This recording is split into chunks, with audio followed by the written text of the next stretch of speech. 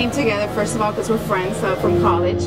We both actually studied business. She's an accountant. I'm a finance major. I'm a reporter. So we just came together because we're best friends. We had a common idea for a story that we wanted to create. It's a fun family drama. It's about two sisters that go through a lot of struggles. It's about a Latin American family.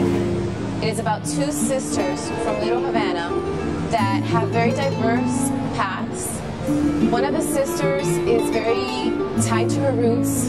She has all of the culture in her that sort of fires her and fuels her. And she is sort of the caretaker for the family and the connection to those roots. While the other sister has decided to sort of step away a little bit from her roots and succeed as much as possible and sort of take that American dream and run with it. There is a betrayal that sets a series of events that causes a lot of heartache, a lot of suffering, but then you come back to the basis of it, which is your family, where it all starts. The father was a very strong father and tied to his roots.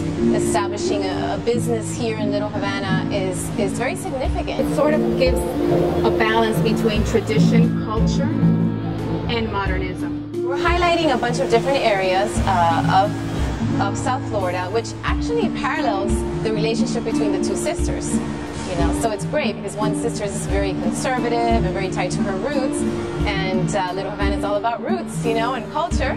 And the other sister, you know, you see the other modern areas and you know, the areas that are just really awesome about Miami. That's one of the things that we have tried very hard to collaborate, to add collaborators to the story, to add those cultural flares and details that make a story unique. It talks about this sort of second generation perspective of feeling between worlds. And it's not just a theme here in Miami and not just a theme in the United States. It's a theme worldwide. We chose a Cuban story because we're Cuban and it's what touches our hearts.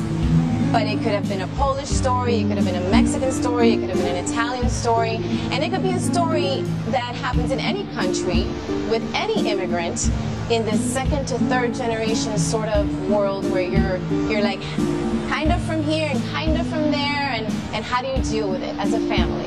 It's a film that's applicable to all kind of ethnic groups. It's multi-generational.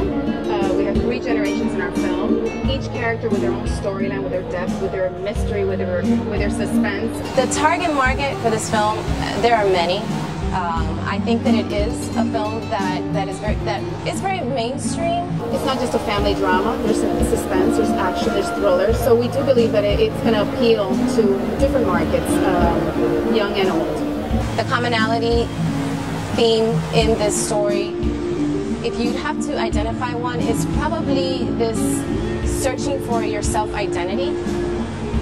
That is an American story. It's a worldwide story.